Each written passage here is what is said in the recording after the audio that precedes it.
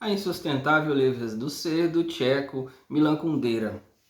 E aí, vale a pena ler? Bom, se fosse para me dizer rapidamente a você que está cogitando de ler ou então quer trocar uma ideia a respeito, né, desse livro que você já leu, eu diria que A Insustentável Leveza do Ser está para os adultos, assim como O Mundo de Sofia está para os adolescentes. Ou seja, ele é um livro filosófico, é um romance filosófico, mas que exige da gente um pouco mais de bagagem para conseguir compreender um pouco melhor as nuances e as intencionalidades do escritor. Bom, antes de entrar na história em si, eu preciso falar um pouco da minha experiência com esse livro. Essa não é a primeira vez que eu leio. Há cerca de 15 anos, tinha acabado de entrar na faculdade, o professor estava muito empolgado. Ele falou, não, esse livro aqui, ele é muito bom, e teceu uma série de elogios sobre o livro. Eu fiquei curioso, despertou meu interesse, eu comprei o livro e li. Quando eu terminei, eu pensei, gente, mas esse professor tá doido. Não vi nada demais nesse livro, inclusive achei sem sentido muitas coisas. Lembrei que esse livro estava na minha estante, aí pensei, eu vou ler de novo. 15 anos se passaram, eu vivi mais, tenho um pouco mais de bagagem de vida, e principalmente mais bagagem literária, li mais coisa, né? E dessa vez, eu já não concordo com o meu eu do passado, porque agora, digamos assim, eu consegui entender qual é acho que consegui entender qual é a do escritor, o que ele queria fazer, qual era o foco, qual era a prioridade dele, né, com essa história. Eu não diria mais que é um livro ruim, eu diria que é um livro bom, desde que você goste desse perfil de livro, que vai ter uma história, mas também vai ter uma série de questões filosóficas ao longo de todo ele. E há um componente também muito forte, que é o componente histórico. Então, se você gosta de romance histórico, também há uma grande chance de você gostar dele. Eu diria que ele não é um dos melhores livros da minha vida, mas ele é um bom livro que vale a leitura. Vamos agora a alguns aspectos que eu acho principais desse livro, né? Esse aqui é um livro da Companhia das Letras, edição de bolso. É uma diagramação bem razoável, boa de se ler. Tem mais ou menos 300 páginas. É um livro médio, não é um livro tão grande assim. As páginas são pequenas, as letras estão de um tamanho bacana. E ele foi publicado em 1984. O Milan Kundera, ele é tcheco, né? Atualmente o país corresponde à República Tcheca. A época de seu nascimento era a Tchecoslováquia. E depois de um tempo, com o recrudescimento do regime comunista, ele fugiu. Ele fazia parte do partido, mas por 2 vezes foi expulso. Ele sempre foi muito crítico. E quando recrudesceu o regime, depois da Primavera de Praga, que aconteceu em 1968, ele emigrou e foi para Paris. E é naturalizado francês, mas ele é de nascimento tcheco. E o livro propriamente dito, ele, como eu disse, tem um componente, e eu acho que esse é um dos pontos de maior destaque do livro, que é o forte teor histórico, né? Porque pelo menos para mim, que estou falando aqui do interior do estado de Goiás, no Brasil, no sul global, eu desconheço quase toda a história, né, da República Tcheca, por exemplo. E é interessante. Então, o livro ele começa em 1968, em um momento no qual a República Tcheca, então Tchecoslováquia, estava sob o jugo da União Soviética, e ela tentou implementar algumas liberdades que o totalitarismo soviético não permitia, que provocou a invasão da Tchecoslováquia pela União Soviética. E é nesse contexto de invasão de um país, de truculência, de totalitarismo, né? Todo e qualquer totalitarismo é passível de muita crítica, seja ele a esquerda, a direita, nesse caso que era a esquerda. Invadiu o país, e aí que a gente começa a história com nossos protagonistas. Quem são eles? O Tomás. Tomás, ele dá para dizer que ele tem cerca de 40 anos, é um cirurgião, um médico cirurgião muito famoso, mais famoso, o melhor cirurgião do hospital no qual ele trabalhava. E também teremos a Teresa. Então são 4 personagens principais: o Tomás, a Teresa, a Sabina e o Franz. O Tomás, como eu estava dizendo, ele é um médico lá em Praga, né? Faltou me situar melhor, República Tcheca, Praga, que hoje é a capital do país. Então Thomas está em Praga e ele vai contar como conheceu a Teresa. Por uma série de acasos, ele foi atender no interior, onde a Teresa morava, conheceu ela, ela leu aquela série de coincidências, o fato dele estar lendo um livro em um bar onde ela trabalhava como garçonete, a garçonete do hotel, achou que aquilo era o destino. Eles falaram brevemente, mas algumas semanas depois ela bateu em sua porta, porque o Tomás deu um endereço para ela, falou caso ela fosse a Praga, entrar em contato com ele, ela foi. Só que ela não só foi fazer uma visita, ela foi de mala e cuia. E a partir daí, eles passaram a ter um relacionamento. Então, todo o começo vai girar em torno desse romance entre o Thomas e a Teresa. O problema é que o Thomas ele é muito mulherengo, ele vem de um casamento fracassado, teve um filho que nunca conheceu, ele está divorciado e ele joga limpo com ela. Fala, olha, eu não consigo ser monogâmico, ele tem uma série de amantes. E a Teresa meio que aceita aquilo, mas no fundo ela se incomoda e ela é muito ciumenta. Então assim começa a história. Um ponto que é importante dizer é que logo de cara já há... Lembra que eu falei que o livro é um romance filosófico? Uma série de questionamentos existenciais? Autores, filósofos são citados, né? E aí é onde vem o título do livro, né? A insustentável leveza do ser.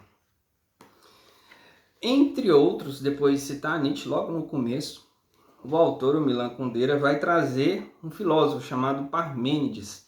E o Parmênides reflete sobre o que é leve e o que é pesado na nossa vida enquanto seres humanos, né? E se isso é bom, se isso é ruim.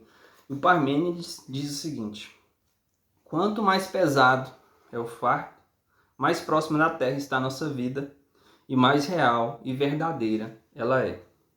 Em compensação, a ausência total de fardo leva o ser humano a se tornar mais leve do que o ar, leva-o a voar, a se distanciar da terra, do ser terrestre e se tornar semi-real, e leva seus movimentos a ser tão livres como insignificantes. O que escolher então? O peso ou a leveza? O título do livro é A Insustentável Leveza do Ser.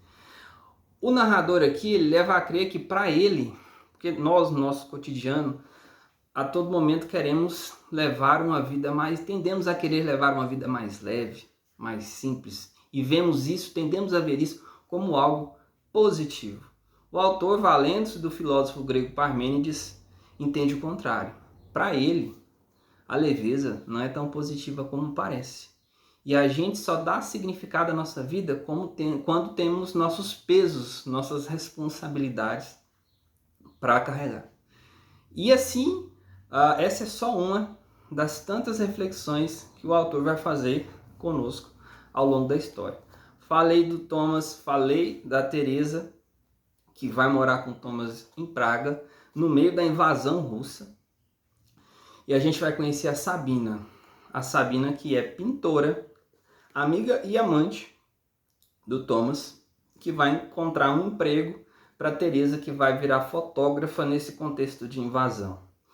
E há uma quarta pessoa protagonista aqui, que a gente vai conhecer mais adiante, que é um professor universitário chamado Franz. Ele já mora na Suíça e a Sabina vai ter um relacionamento amoroso com ele. Mas a Sabina, assim como o Thomas, não consegue ter uma relação monogâmica.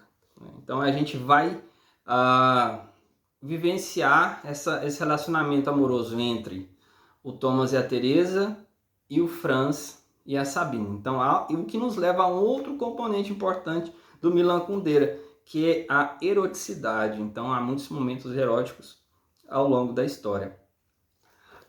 O que também eu diria que é mais interessante dizer? O relacionamento do Thomas, que eu diria que há esses dois casais, mas para mim me parece que dá-se mais destaque ao Thomas e a Teresa.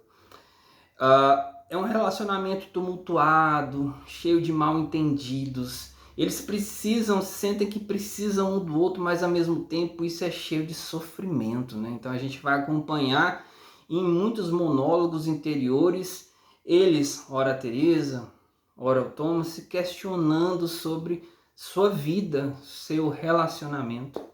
E outro aspecto importante é a não linearidade da narrativa, não a linearidade cronológica.